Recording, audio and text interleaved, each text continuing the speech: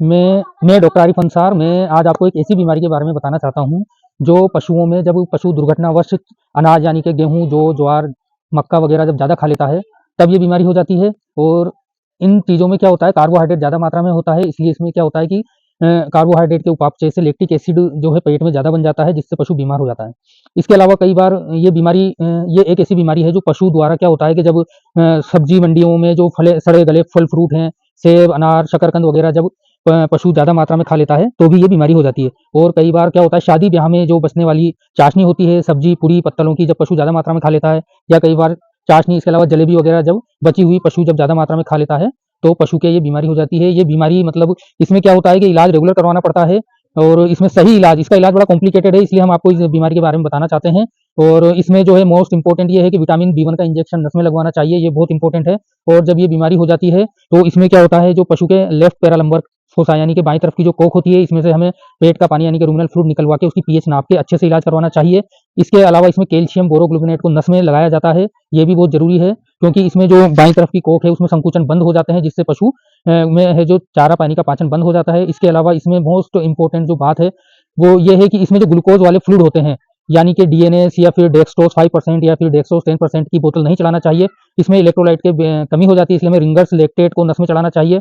और ये सब वीडियो, किस तरीके से रूमिनल फ्लूइड निकाल के उसकी पीएच नापी जाती है, किस तरीके से पशु के बोतल नस में चढ़ाई जाती है, ये सब हम इस वीडियो की पूरी जानकारी देने के बाद लास्ट में वीडियो हम आपको दिखाएंगे। और इस बीमारी में खास ध्यान रखने वाली बात यह है कि इस बीमारी में एंटीबायोटिक को जब पेरेंट्रल यानी कि नस में या मांस में लगा देने से कोई फायदा नहीं होता है।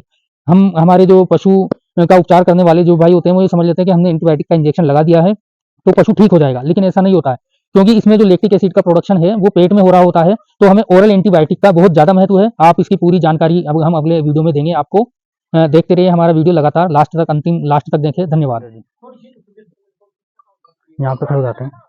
आज हम जितेंद्र जी मीणा, जो ग्राम सोकंदा के रहने वाले हैं, इनके घर पे ये वीडियो बना रहे हैं। मैं डॉक्टर आरिफ अंसार, मैं एक पशु चिकित्सक हूँ। मैं आज आपको एक बीमारी के बारे में बताना चाहता हूँ। ये बीमारी, इसको एसिडिक इंडाइजेशन बोलते हैं, यानी कि अम्लीयता, पशुओं के पेट में अम्लीयता हो जाती है। ये किस वजह से हो जाती है? जब हमारी गाय भैंस ज़्यादा मात्रा में, कई बार गेहूँ ज़्यादा खा लेती है, या फिर कई बार चावल ज़्यादा मात्रा में खा लेती है, या फिर मक्का, ज्वार या जई ज़्यादा मात्रा में खा लेती है, या फिर कभी कभी पशु है जो बाड़े में बंधा होता है और किसी वजह से वो खुल जाता है, तो उसको ये जो दाने हैं, सीरियल ग्रेन्स, इनको खाने का मौका मिल जाता है, जिसकी वजह से पशुओं को ज़्यादा मात्रा में, इन दानों में क्या होता है, ज़्यादा मात्रा में कार्बोहाइड्रेट होता है। कार्बोहाइड्रेट ज़्यादा होने से एसिड का प्रोडक्शन, लैक्टिक एसिड का प्रोडक्शन उनके पेट में ज़्यादा हो जाता है। इसको हम एसिडिक इंडाइजेशन कहते हैं। इसके अलावा कई बार गाँव में जो है शादी ब्याह का प्रोग्राम होता है, तो वहाँ पे बचने वाली सब्जी और पुड़ियों को फेंक दिया जाता है। उन पुड़ियों और सब्जियों को पत्तलों में जो है गाय भैंस हमारी उसको जब ज़्यादा मात्रा में खा लेती है तो भी ये एसिडिक इंडाइजेशन, यानी कि उनके पेट में जो है अम्लीयता बढ़ जाती है।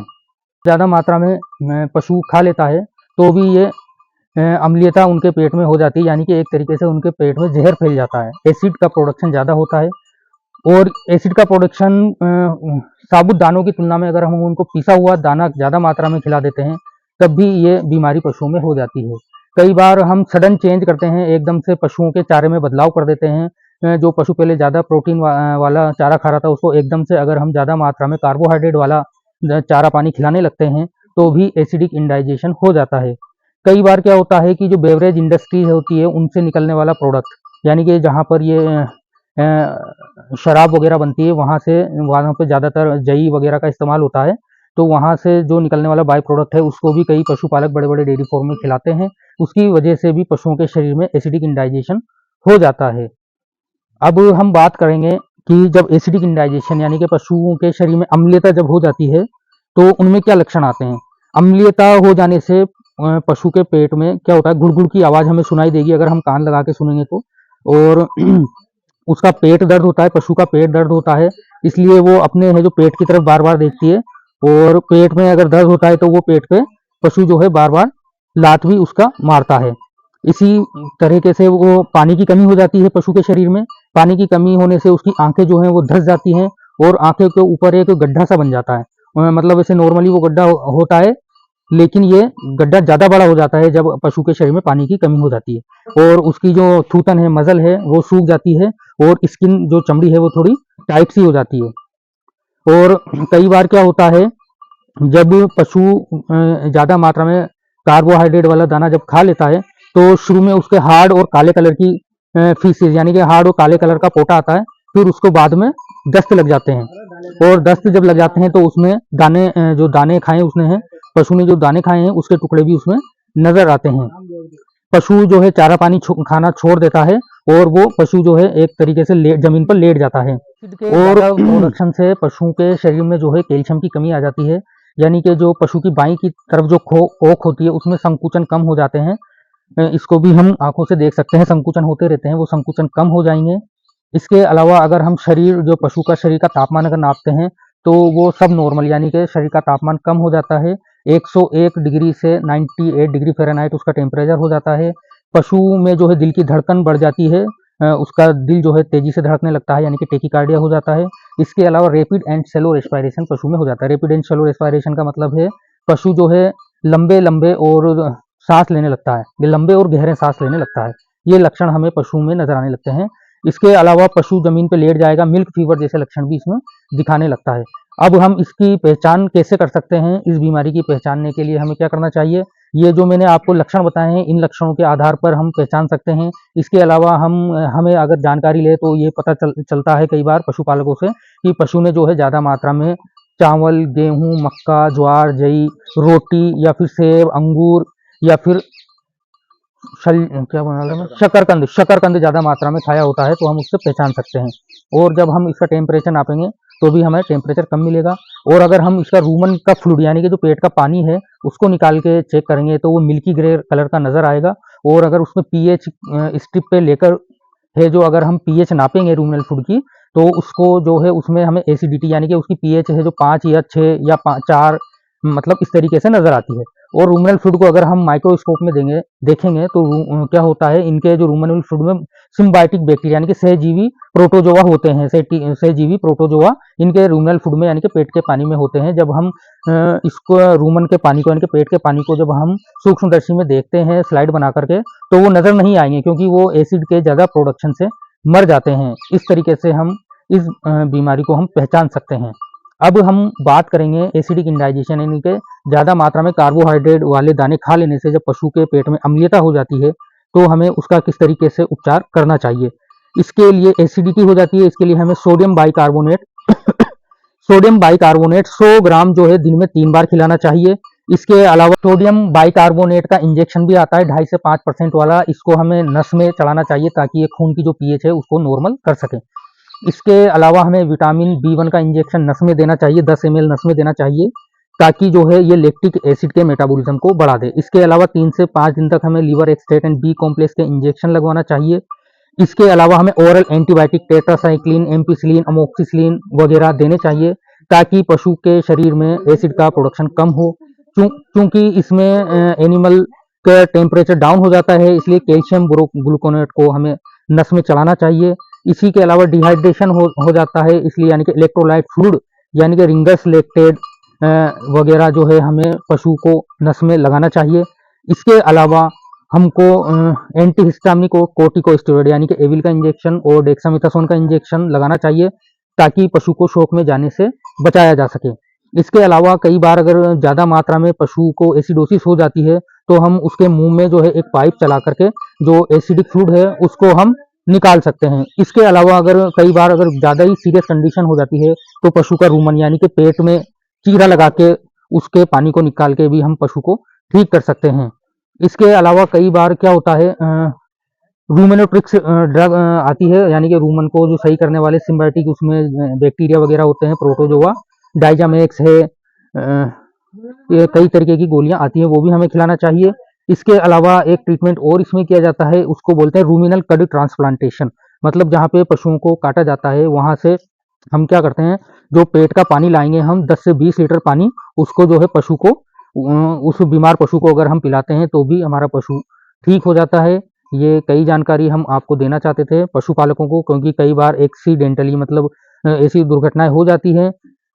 पशुपालक कोई भी नहीं चाहता है ज़्यादा मात्रा में पशुओं को खिला के। लेकिन कई बार जैसे मैंने ये भी सुना है, कई बार शादी ब्याह में जो गुलाब जामुन बनाते हैं तो उसकी चाशनी बन जाती है, जलेबी वगैरह की चाशनी बच जाती है, तो उसको भी पशुओं को पिला दिया जाता है।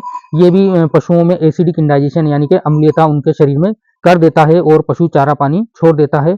ये इतनी मतलब खतरनाक बीमारी है कि इसको कई बार है जो है ट्रीटमेंट करने वाले भी नहीं पहचान पाते हैं। कई बार क्योंकि हिस्ट्री लेने में गलती हो जाती है, या फिर पशुपालक नहीं बता पाता है, या फिर इसको अगर आप एक अच्छे पशु चिकित्सक से इसका इलाज करवाना चाहिए। इसका ट्रीटमेंट भी बहुत कॉम्प्लिकेटेड इसका ट्रीटमेंट होता है। ये ट्रीटमेंट सभी लोग नहीं कर पाते हैं, इसलिए एक अच्छे पशु चिकित्सक से इसका इलाज करवाना चाहिए, जो अच्छा इलाज करते हैं। ये छोटी छोटी जानकारियां हैं जो हम आपको देना चाहते थे। इसके बाद पशुपालकों को हम बताएंगे एल्कलाइन इंडाइजेशन, यानी कि पशुओं में कई बार क्षारीयता हो जाती है। क्षारीयता कब हो जाती है?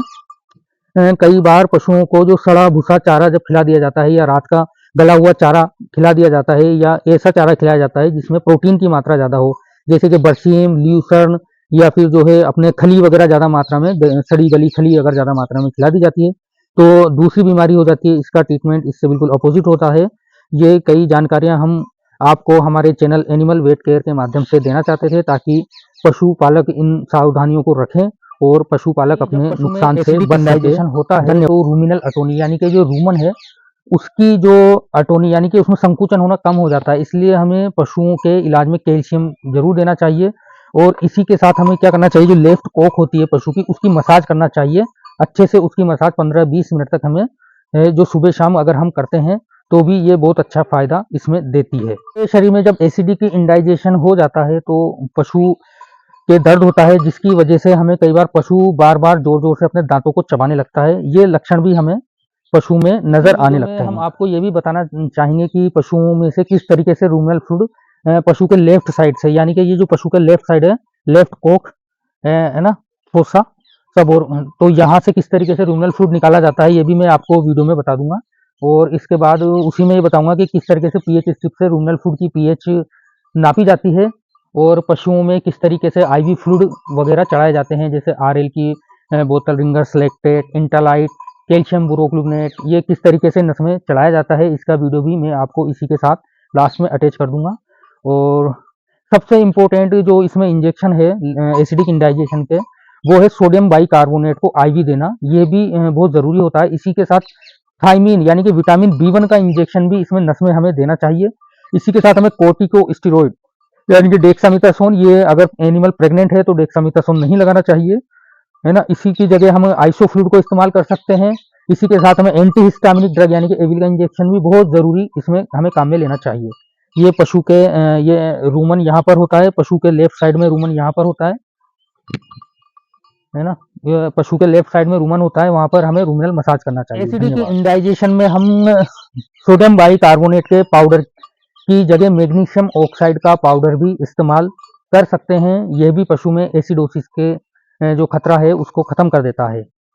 एसिडिक इंडाइजेशन के बारे में एक बात और ये मैं बताना चाहता हूँ कि इसका इलाज भी हमें लगभग 3-4 दिन तक लगातार करवाना चाहिए, क्योंकि ये मान लीजिए ये भी बहुत ज़्यादा खतरनाक बीमारी है, इसकी मोर्टेलिटी बहुत ज़्यादा है। अगर पशु को ये बीमारी हो जाती है तो पशु के बचने के अवसर जो है बहुत कम होते हैं, क्योंकि पशुपालक 3-4 दिन तक लगातार उपचार नहीं करवा पाते हैं। ये भी मैं आपको बताना चाहता था। धन्यवाद। देखो, आज हम आपको बताएंगे रूमिनल फ्लूइड की पीएच नापने के लिए रूमिनल फ्लूइड को कैसे निकाला जाता है। इसके लिए हमें नई नीडल लेनी होगी 16 गोज वाली 1.5 इंच लंबी। इसको लेके हम किस तरीके से पहले भैंस के पैर दिखा दो। पैर बनवाना ज़रूरी है, क्योंकि इसके रूमन में से हमें जो फ्लूइड निकालेंगे उसकी पीएच नापेंगे। देख आ रहे ना, इस तरीके से नीडल लगा के, देख रहे हो आप? देख रहे हैं। बढ़िया, पास से दिखाओ। इस तरीके से 16 गोज नीडल लगा, थोड़ा सा रूमिनल फ्लूइड ये अब पास से दिखाओ। इस तरीके से हम निकाल लेते हैं, थोड़ा सा रूमिनल फ्लूइड हम निकाल लेते हैं। बस अब इन्हें बंद मत करो, अब मुझे दिखाओ इधर। देखो, ये रूमिनल फ्लूइड को निकाल के हम इस तरीके से इधर दिखाओ, है ना। पीएच को नापते हैं, ये पीएच स्ट्रिप है, इस पे हम इसको 1-2 ड्रॉप डाल देते हैं, है ना। दिखाओ, मैं आ रहा हूँ इधर, मुझे दिखाओ। ठीक है, इसको अब हम देखते हैं। वहाँ से फ्यूज़ कर दो, वहाँ से। हाँ, नो नो नो, ये देखो, ये थोड़ी सी पीली पीली सी हो रही है, मतलब 6 नंबर पे मैच हो रही है, यानी कि इस भैंस को एसिडोसिस हो रही है। देखो किस तरीके से भैंस के बोतल चढ़ाई जाती है, ये आप देख सकते हैं।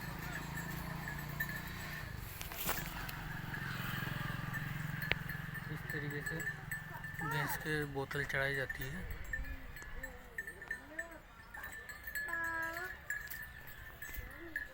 बंद हो जाती है, यहाँ बंद कर दीजिए, कर दी चालू। हाँ, यूज कर दो। ऑडियो में करो रिकॉर्डिंग यार। पहला टिकट लगाइए। हाँ गए। रूमिनल फ्लूइड यानी कि पेट के पानी की पीएच को पीएच स्ट्रिप से नापते हुए ये खराब हो जाता है। पीएच स्ट्रिप का कलर अगर में आप देख सकते हैं कि किस तरीके से रूमिनल फ्लूइड यानी कि पेट का पानी निकालकर उसकी पीएच नापी जाती है, यानी कि सिंपल इंडाइजेशन या रूमिनल एसिडिटी है। और अगर पीएच स्ट्रिप का कलर अगर जो है हरा या डार्क हरा या नीला हो जाता है तो इसका मतलब है पशु को एल्कलोसिस है। हाँ हाँ मारो ना, टिश्यू बनाओ, ठीक कर तो ये फार्म भरे ठीक है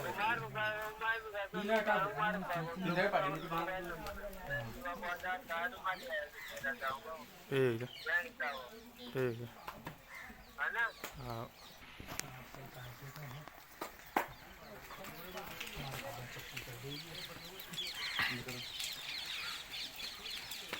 टिश्यू बनाओ 5 देखो टिश्यू लगाते पेट में।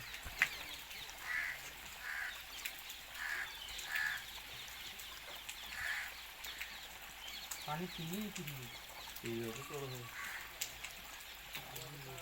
पानी को ना तुम।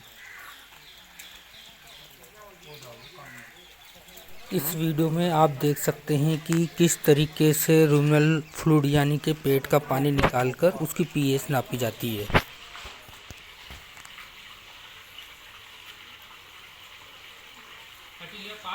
शायर जा थोड़ा और पास ले नहीं अलग को ये तो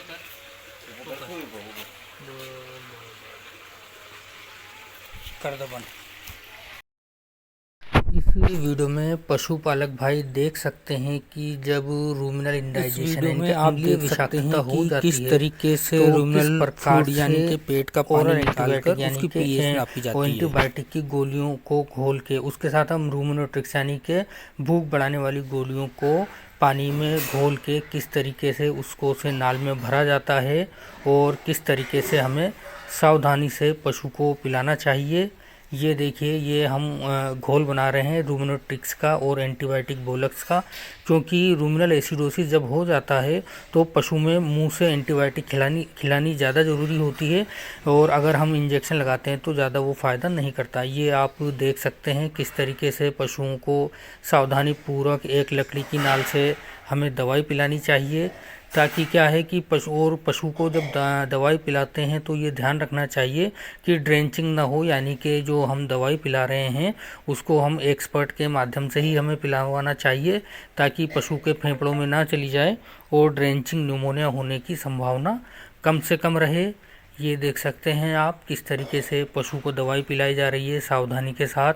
लकड़ी की नाल या इस तरीके की नाल का हमें इस्तेमाल करना चाहिए कि पशु के मुंह में चोट ना आए और इस तरीके से उसको पकड़ के और हमें दवाई पिलानी चाहिए। एसिडोसिस के केस में ये बहुत ज़्यादा ज़रूरी है। अगर हम ये नहीं करते हैं तो हमें रिज़ल्ट बहुत कम मिलते हैं। इसी में हम सोडा बाइकार्ब भी हम घोल सकते हैं, एंटीबायोटिक घोल सकते हैं, रूमिनोट्रिक्स दवाइयाँ भी हम घोल सकते हैं और पशु को इस तरीके से दवाई पिलानी चाहिए। जब नाल में थोड़ा बहुत है जो हमारी दवाई अगर चिपकी रह जाती है तो थोड़ा सा पानी लेके हमें उसे किस तरीके से हम पिलाना चाहिए। देख सकते हैं आप सावधानी से हम दवाई पिला रहे हैं। ये एक रूमिनल एसिडोसिस का केस है। इसमें पशु खड़ा नहीं हो पा रहा है क्योंकि इसमें एसिड की मात्रा इतनी बढ़ गई है।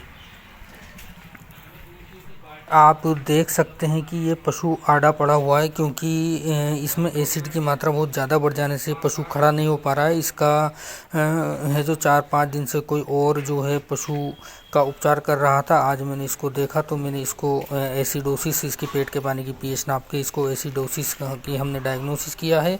इसमें हम ये रिंगर सिलिकेट की बोतल हम इसको चला रहे हैं नस में, और आप देख सकते हैं पशु जो है बिल्कुल खड़ा होने में दिक्कत आती है, क्योंकि लैक्टिक एसिड जो है जॉइंट्स में जमा हो जाता है, पेट दर्द होता है। इस पशु का तापमान भी कम हो गया है, इसलिए हम इसको कैल्शियम के इंजेक्शन भी लगाएंगे और कैल्शियम की बोतल भी चढ़ाएंगे। इस वीडियो में आप देख सकते हैं कि जब पशु का तापमान जब कम आता है तो हमें जो है पशु के पेट की पीएच नापने के लिए रूमिनल फ्लूइड को निकालना चाहिए। और रूमिनल फ्लूइड को निकालने के लिए सबसे पहले हमें भैंस के पैरों को अच्छी तरीके से बांध देना चाहिए। और इसमें आप देख सकते हैं इसमें काफ़ी परेशानी का सामना करना पड़ता है रूमिनल फ्लूइड के निकालने में। अगर पशु ज़्यादा सीरियस हो जाता है तब तो वो आसानी से रूमिनल फ्लूइड को निकलवा लेता है, लेकिन जब पशु में रूमिनल एसिडोसिस यानी कि अम्लीय विषाक्तता की शुरुआती स्थिति होती है तो पशु बहुत ज़्यादा परेशान करता है। आप देख सकते हैं क्योंकि उसमें एनर्जी होती है, और जब वो पशु काफ़ी दिनों से बीमार चला रहता है तो वो एक ही बार में रूमिनल फ्लूइड निकलवा लेता है। लेकिन जब पशु है जो अगर शुरुआती स्टेज में है तो हमें काफ़ी समस्या का सामना करना पड़ता है। आप देख सकते हैं ये लेफ्ट पैरालंबर फोसा से हमने रूमिनल फ्लूइड निकाला है। अब हम इसकी पीएच को नापेंगे। देख सकते हैं, आप देख सकते हैं ये रूमिनल एसिडोसिस की शुरुआती अवस्था है। तो इसमें हमें किस तरीके से नस में जो है विटामिन B1 यानी कि थायमीन का इंजेक्शन लगाना चाहिए। शुरुआती अवस्था में पशु को नस में लगाने में काफ़ी परेशानी का सामना करना पड़ता है, क्योंकि पशु एनर्जेटिक होता है। बाद में ये अगर इसका सही ट्रीटमेंट नहीं होता है तो ये फिर काफ़ी सुस्त हो जाता है। पशु है जो इसमें लैक्टिक एसिड जमा हो जाने से पशु में को उठने बैठने में काफ़ी दिक्कत आती है। आप देख सकते हैं ये हम विटामिन B1 यानी कि थायमीन का इंजेक्शन हम नस में लगा रहे हैं, क्योंकि ये नस में है जो लैक्टिक एसिड के उपापचय को बढ़ा करके लैक्टिक एसिड को तोड़ देगा, उसको ख़त्म कर देगा। और हमें जो है एसिडोसिस यानी कि अम्लीय विषाक्तता में हमें पेरेंटल यानी कि नस में और मांस में एंटीबायोटिक लगाने से कोई महत्व नहीं निकलता है। इसमें हमें ओरल एंटीबायोटिक यानी कि मुंह से एंटीबायोटिक और रूमेनोट्रिक्स यानी कि रूमन की जो माइक्रोफ्लोरा है उनको सही करने वाली गोलियां हमें मुंह से देनी चाहिए। आप देख सकते हैं ये हम जो है विटामिन B1 यानी कि थायमीन का इंजेक्शन हम लगा रहे हैं 10 ml IV। इसके लिए हम थायोबीन नाम का एक इंजेक्शन आता है, इसके अलावा हम ट्राइबीवेट नाम का एक इंजेक्शन आता है, इसको भी इस्तेमाल कर सकते हैं। ये देखिए आप, इसके अलावा हम जो है अगर एनिमल प्रेग्नेंट नहीं है तो एनिमल को जो है डेक्सामेथासोन भी लगा सकते हैं अगर वो लैक्टेशन की स्थिति में नहीं है या कंडीशन सही नहीं है एनिमल की। ये देखिए बेक सक करके हम देख रहे हैं कि किस तरीके से IV लगाते हैं तो ब्लड हमारा सिरिंज में आ जाता है और उसको हम स्लोली पशु की नस में लगा देते हैं।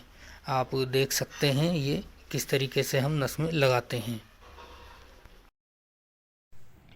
इस वीडियो में आप देख सकते हैं कि किस तरीके से नस में जो है विटामिन B1 का इंजेक्शन लगाने के बाद हमें जो है मांस में विटामिन B1 का इंजेक्शन, विटामिन B कॉम्प्लेक्स का इंजेक्शन लगाएंगे अब हम, क्योंकि ये लीवर को स्ट्रॉन्ग करेगा और लैक्टिक एसिड के मेटाबॉलिज्म को बढ़ा देगा। ये देखिए विटामिन B कॉम्प्लेक्स बेलामाइल के नाम से आता है, बहुत फेमस इंजेक्शन है। इसी के साथ हमें एविल का इंजेक्शन भी हमें लगाना चाहिए। इसमें हमें पेरेंटल एंटीबायोटिक नहीं देनी चाहिए, इसमें ओरल एंटीबायोटिक का बहुत ज़्यादा महत्व है। धन्यवाद।